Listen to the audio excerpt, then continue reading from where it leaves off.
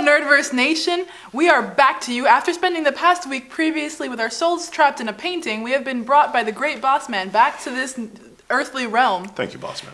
To be here and present to you Nerdverse. Nerdverse indeed, from WRPBITV.com. Sponsored by WRPBITV.com. .com indeed. Created, sponsored, kept alive. Saved from demons that turn you into paintings. Same thing. Thank you for joining us this week. Today, I'm actually really excited about this episode because we are going to learn a lot. We have a really awesome, super special, awesome guest.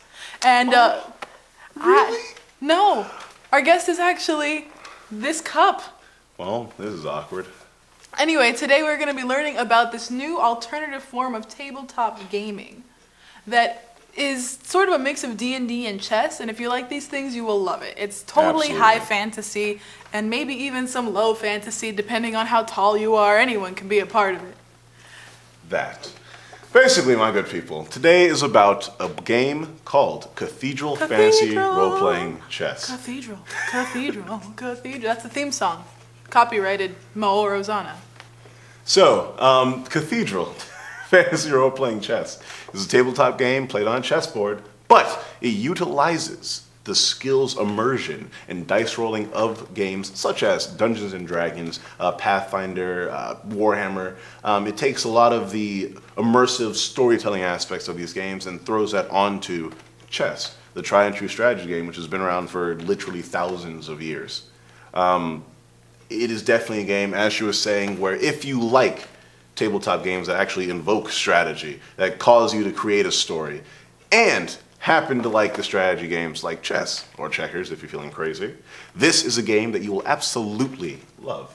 I may be biased because I actually am the one who wrote it, but my good people. Plot twist! He actually created this game. I was trying to sneak that in there super smooth and fly, but I mean, we're just laying all our cards out on the table. I'm not a plot twist guy. I'm sorry, guys. Well, I'll get there one day. But I actually did create this game. Well, let me fix that first of all. My father created it when he was actually roughly the age of 15, 16. He had the general concept of it. Is that long ago? Yes. Well, not saying that your father's old, but I mean, he's not 19. Nah, so ain't no 19. It was a while He's ago. like, is he like 40 or something? Anyways, it was a while ago. It was like 3 decades ago. He created it when he was in high school. But then he ended up going to the military where he literally just did not have the time to finish it. I found it around the same age, actually, in my junior year of high school. And when I found it, it was on the computer, all that good stuff. I got the story together. I got all the rules for it. I play tested the crap out of it for literally 3 years. Just like your father did. Yeah. Which goes to show that if you do not learn history, you will be doomed to repeat it. This girl. My parents actually created a publishing company called Visual Adjectives. With this publishing company, this actually allowed me to publish the game, get the rulebook / story out there, and now I'm able to sell it in stores, take it to different shops, play test the game, all that good stuff. And so through the publishing company, I was able to, get the story plot together, fill in all these loopholes, and create a book. So here we have Cathedr'l Fantasy Role-Playing Chess, combining all the aspects of chess and games like Dungeons & Dragons, role-playing games, tabletop games, into one simple game. I want to stress simplicity because, yes, like a lot of strategy games, it's difficult to get into at first, but so is chess. How many people who don't play chess are like, oh my God, I can't play it. What is this nonsense? OMG. But then they learn how to play it, and then they realize, oh, wait, this is actually pretty neat because the rules don't change forever. They just don't change. It's the same with Cathedr'l. Once you know the rules, you put the book down, and it is just a chessboard, the miniatures, you and your opponent, and your strategies. That Why is do you the point purpose to of the me? game. You want to fight, bro? Maybe it's I okay. do. We're gonna fight. We're gonna get to that later. Continue. Later. Anywho, okay. The purpose of all this is simply to explain really the simplicity of it. I can't stress it enough. I always love to really tell everyone that it is simple. Once you learn it, it becomes so much fun. It is equal forces versus equal forces. If you think that something's overpowered, you got one too. Throw a paladin their way and bash their knight's face in. Throw your sorcerer down the flank of the battlefield and lightning bolt across, hurting at least 4 characters in a row. You got options. Send a 2-day-old burrito down over to your king. That one. Never see them again. I have no idea. She's crazy. People, I don't really approve of her. But Imagination is a thing. We have her. I'm sorry, guys. We're gonna play.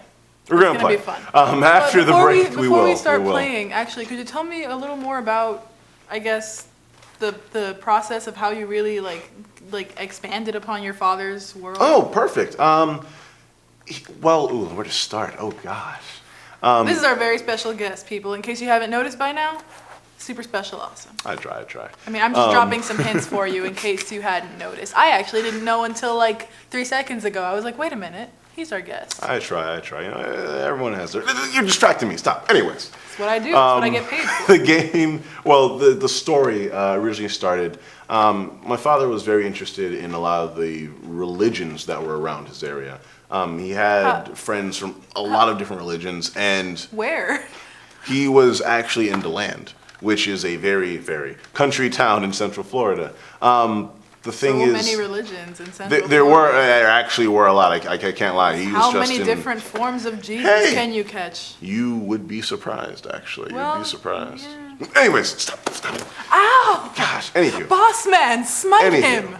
He, combining a lot of these faiths, they opened up a lot of different questions, and then combined that with a background in fantasy and comic books and, D&D. He was like, hey, well, let's create a story where we have, faith as a serious driving factor within the story. Oh. Now, with the story, there's a separate segment, fantasy role-playing chess. Cathedr'l is the planet, the world, the story itself. Fantasy role-playing chess is the game. And so, from the world, he was able to create this expansive story with, yes, it had loopholes because he was 15 and wasn't able to complete all of it, but frankly, it was a huge story. It was a ginormous continent, multiple cities, multiple kingdoms, multiple races, all that good stuff, a lot of new races, actually. Like purple people? Actually, there will be purple people. Later on. I'm not allowed to talk this episode. From there, he created the game. And so the game's characters actually all have a place within the world itself. Mm-hmm. From the cleric, the sorcerer, the crusader, the warriors, the rangers, even the king and queen, the surfer. I'm sorry, I'm going to stop making jokes. This is actually a really fantastic, fascinating game, and I can't believe that him and his father came up with all of it. This girl, look at this freaking nonsense. Thank you. Are you going to blush? Ha-cha-cha-cha-cha. If you could actually see the blushing. I just punched you in the face. I'm sorry. If you could actually see the blushing, it'd be fine. But my adorably luscious milk chocolate cheeks just disallowed. I'm sorry. Milk chocolate. Milk chocolate. Nothing else. Don't do dark chocolate, because otherwise I'm just saying. Oh, sorry. Distracted again. Anywho, the game was created, as I was saying, the game was created with a lot of religious aspects and the story part of it. But in the game part of it, like I was saying, we kept the simplicity of it is a tabletop game, but we threw on the strategy of chess. Equal forces, your strategy versus my strategy. The rules do not change. A lot of the movements are similar, good things like that. Some of the names are similar. Mm-hmm. And like she was saying, later on we're going to have the gameplay demo after the break. And that's when we'll really get into each of the characters, their purposes, strengths, weaknesses, how they work with each other. I've played enough role-playing games to be very, very annoyed with the fact that you either play with one guy or an army of like 6 guys. And it's never in between. It's not in between until Cathedr'l Fantasy Role-Playing Chess, where you get to try out all of the classes. You have the king, queen, paladin, knight, sorcerer, cleric, crusader, assassin, warriors, and rangers. And you see their strengths and weaknesses. You see why an assassin who doesn't have a lot of armor, who doesn't hit hard, is still super effective when coupled with a knight. A freaking wall of steel who walks forward and says, "Hey guys, attack me! How's it going? Oh my God, how you doing over there?" Why and then is they're he just so like, sassy? "Yo, he's sassy. He's in armor. He could be sassy." Okay, I can't have a surfer, but you can have a sassy. You know what? Yeah, I can have a sassy knight. Actually, before we get to the break, would you mind telling me a little bit more about the faith lore? I'm actually a really big fan of like lore and more so than strategy. So if you could, just, beautiful! I'd love to. Drop some words on us. The world itself. Is you said it was the planet Cathedr'l? The planet is named Cathedr'l. It is not Earth. That is something I want to make sure you guys all know. It is not Earth. The planet is Cathedr'l. The story starts off literally with all mortals living in heaven. In the heavens, there were angels, there were humans. The creator, Nahatal Year. So it's like a heaven planet? at first. Okay. The story is so expansive. Oh my gosh. Okay. And so Nahal creates all these mortals in order to create the perfect mortal that can harness the elements of the world, magic. He creates humans. Now, from the humans create prophets. And the prophets, there's one allotted to each element: earth, land, air, energy, water, light, and darkness. Each one has a prophet of its own. But the thing is, they forget about the failed attempts at creating humans. These failed attempts are cast down from the heavens to the acidic pools, that is the earth, or land below it. When this occurred, over the thousands of years that Nahal took to actually finally perfect humans, the species of failed creations on this land eventually found the tallest mountain, which pierced through the cloud layers. Once this happened, would ensue within the heavens, except Nahal created angels. And so angels fought off these creatures and all that good stuff, and they would become the protectors of humans. But they would be fighting far away from the sight of humans, thus leaving humans in all of their infantile naivety and glory and courage, and oh my God, it's heaven, and friendliness. Though eventually there was dissension within the ranks of the angels, and one of them was like, WTF, why are we fighting for thousands of years, and we can't have a normal life, but humans get to just chill for all day. Well, eventually this kind of deluded angel, Vam, was like, guys, I'm tired of this, and got other angels on his side. Through this war that he would then create with the humans, the heavens would break apart. And so they would fall down to the land, and all of the mortals that lived within the heavens would actually fall, and they would become the fallen mortals, and they would fall to earth. There were humans, dons. And they lived. Yes, they would live, because they were on the cloud covering, slowly descending.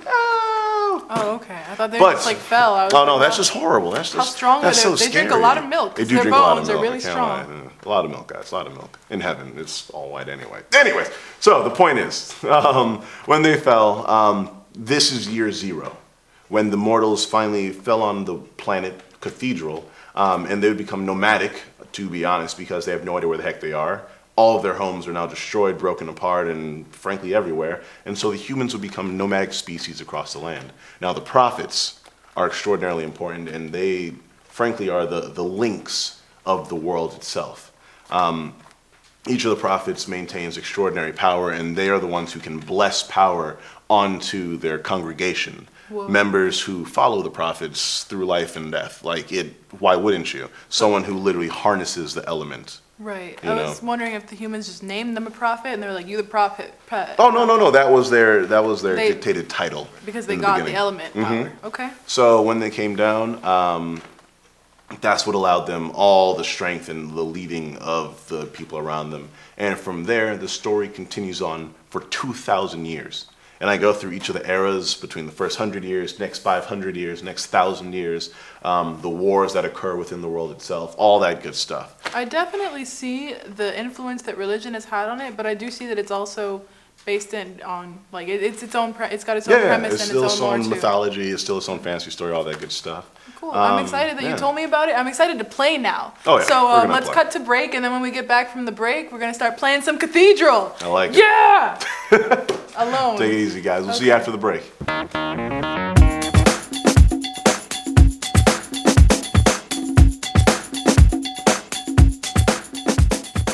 Hello, my good people, and we are back here to give you the game demonstration of Cathedr'l Fantasy Role-Playing Chess. I'm Edward Stinson, and here with my beautiful, awesome, and kind of okay and psycho co-host. My name's Maoro Zana. I know it's weird, but I didn't pick it. Anyway, let's get started. So, the very first thing that we will always go over is this is Cathedr'l. You have your kingdom, and you have my kingdom. When you look at your kingdom, you have 4 separate parts to it. You have the outer territory, inner territory, outer castle, inner castle. Now, frankly, they do not have any special effects yet, but what they do is really help with the story creation as you move warriors across your kingdom out into the farthest fringes of your kingdom, into the enemy territory, or you use your rangers as scouts in order to peer into the woods of your opponent's kingdom. Each of the characters have their own stats and all that good stuff, but we'll get into that as we continue on the explanation.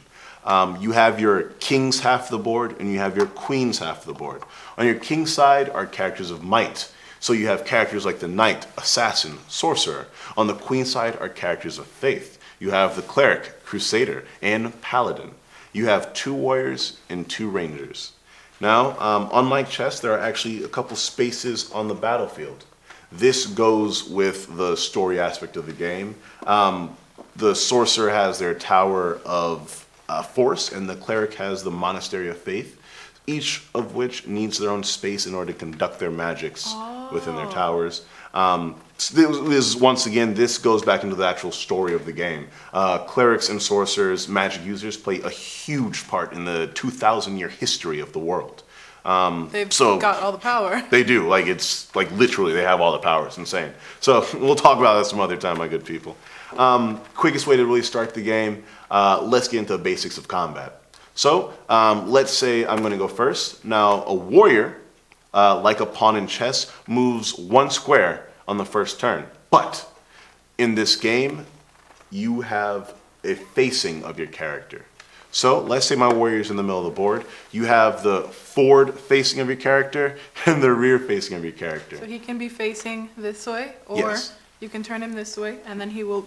This is Edward Exactly. explained a little bit to me before, during the break. If he's facing this way, then he can attack any way this way on the board. Exactly. Or if he's facing this way, then he can attack anywhere within his line of vision this way on the board. She's adorable. I love it. So you have your forward arc, and like she was saying, your character is able to face any of the 4 flat sides of a square. You moved him 2 Oh, sorry. No, spaces. I'm just showing the Okay, I'm just facing. making sure. Sorry. And so let's say he's facing this way, as she was saying. You can attack everyone in your forward arc.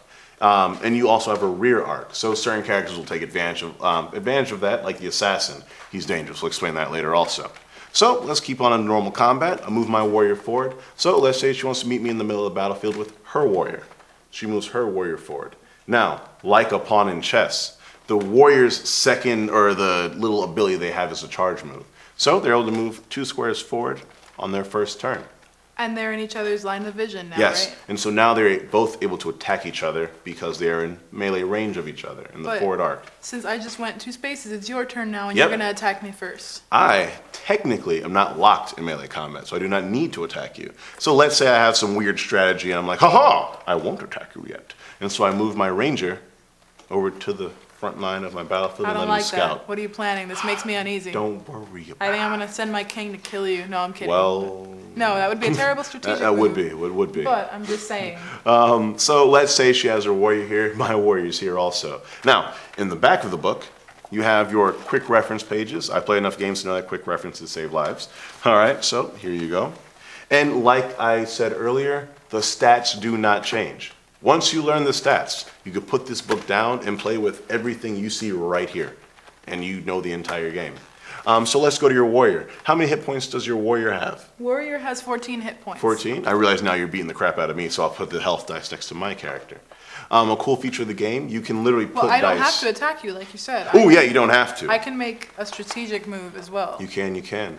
How many armor points do I have? You have 2. Beautiful. So I'll put 2 armor points down. Now, in order to show armor points, use D4, 4-sided dice. The little Oh. pyramid thingies, they're adorable. So you put that down. Now, so let's say you want to beat the crap out of green team because, well, you just say green today. What is your weapon?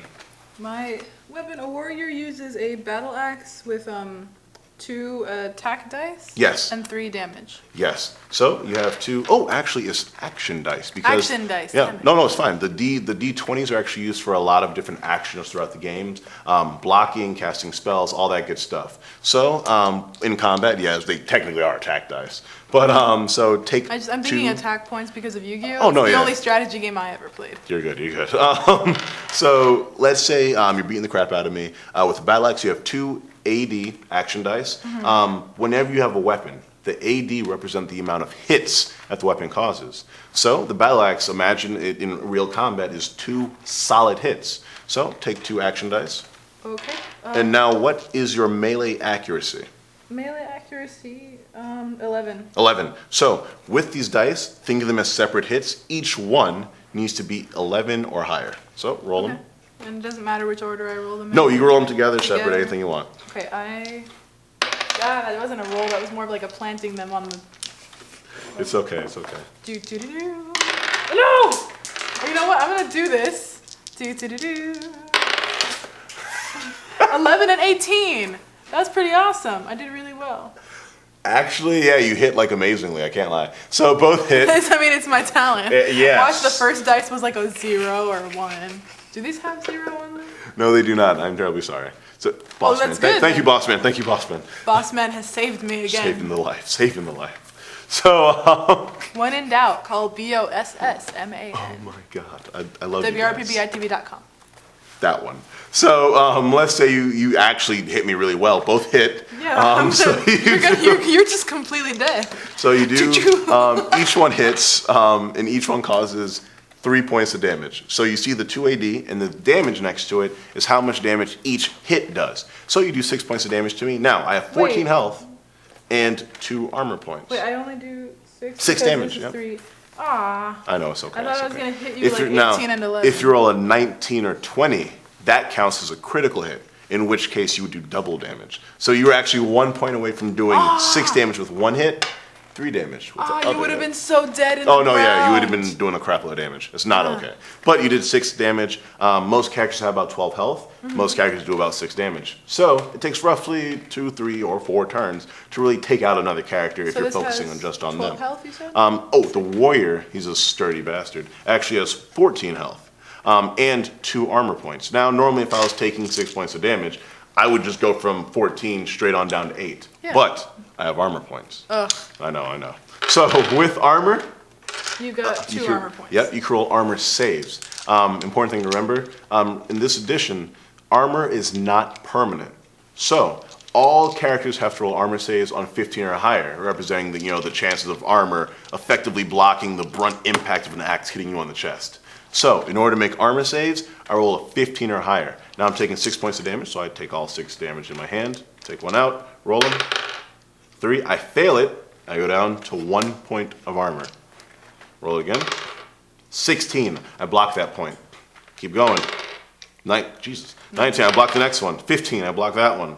I like these dice. 13. You know what? I think I'm just cursed. I love you, I'm sorry. I'm just not meant to play strategy games. The gods of Cathedr'l have not smiled on me today. It's okay. So I lose my armor, but there's 1 point of damage left in my hand. I take it to my health. So, down from 14, with 6 points of damage, I only took 1 point of damage. You know what? I'm sorry, it's the green thing, man. What are you gonna do? They're healthy guys, you know? There's magnets in your dice. You're a cheater. It couldn't be. Sorry, anyway, so that's the basics That's the real magic. of an attack. Like I said earlier, I keep it simple. It is, what is your weapon? What is your accuracy? Let me try it again. Please, yeah. It's like I was saying earlier. Let's say it's my turn, and I'm like, well, I'll leave him there because I want him to be a placeholder. I need him to just stop your forward advance. I'll move my Crusader over here. Okay. So it's a totally different strategy. You don't need to worry about it. Let's say you want to hit me and you don't want to move anyone else. Well, you did say that some of the pieces move like normal chess pieces would. Which one moves like an L? Like the Ooh, knight would? Perfect. The knight, actually. Oh, the knight like. Oh, that's easy. It's all good. Wow. So we have the knight. Literally, he is the only character able to move like the classic knight from chess. On his opposing side. So the queen can't move wherever she wants. No, the queen. It's like settle down, queen. Mm-hmm, she actually becomes like a little buff master. But anyways, so back to the knight. The knight is the only one able to move over other characters, just like the knight from normal chess. This is actually a very powerful move as it allows him very mobile transportation across the battlefield. On his opposing side, the paladin. The paladin moves like a 2-square rook, meaning he can only go horizontally or vertically. Mm-hmm. So. Which one is my paladin? Your paladin's over here, and the paladin has the huge freaking hammer of awesomeness. So he can only move horizontally? Yep, horizontal or vertically. So the paladin actually needs to be unleashed onto the battlefield. So you have to move your ranger, then you can move him out to go decimate everyone. But the knight can jump over. Mm-hmm. Okay. The knight can jump over. Important to remember also, guys. In order to beat the game, you have to kill the king and the queen, not just the king. If you kill the king, all the characters of might, the 5 characters on this side of the board who pledge allegiance to the king, go into exile. They die, no matter where they are on the board. If I'm like, yo, King dead. Yeah, then trick. all of these. Yes, all of them absolutely. They just go down and die. I like how this looks, actually. No, it's beautiful. I'm sorry because for missing this. oh no, it's fine. It's fine. In the middle of combat, you'll have a lot of strategies. Going across the entire board, doing this, doing that. She'll get one lucky character over to your king. Automatically, it's all going down. You lose half your board. And these are the ones that are very damage heavy. Yeah, they're So damage heavy. These are all like Queen side, they're more faith heavy. They're excellent support characters. right. Okay. But so those are the basics of combat. It's whatever is your weapon, whatever your accuracy, all that good stuff. You have your magic users if you like spells, but those are a bit more of a secretive thing. You have your Fireball, Ice Wave, Lightning Bolt, Heal, Bless Bolt, and Trade with your Cleric. Very interesting spells. But honestly, those are the basics of the game. Edward has actually drawn a lot of the artwork in this book. Oh yeah, And he's yes. done the cover here. Oh gosh, well, you guys can I see. wrote in, drew, yes, everything in the book itself. But in a nutshell, this is Cathedr'l Fantasy Role Playing Chess, and I'm extraordinarily proud to have it here on WRPBITV.com with the Nerdverse and with my awesome, adorable co-host. Aw. As is classic of tabletop gaming, this was incredibly talk heavy and strategy heavy, so that's unfortunately all the time we have left for this week. If you guys have any ideas or requests that you'd like to see us do, leave a little commentito on our Facebook page, and then we will probably maybe not ignore you. That'd be pretty cool. Preferably not ignore you. I think that would suck. I mean, I'm still gonna leave you a little heart and a little kissy face. Oh, yeah. But I mean, how can we not, might do an episode on that. Thank you so much for joining us. We are sponsored and hosted by WRPBITV.com and Bossman of the Heavenly Celestial Beings. Thank you for bringing us onto this earthly plane. We'll be back next week. Beam us up. Oh.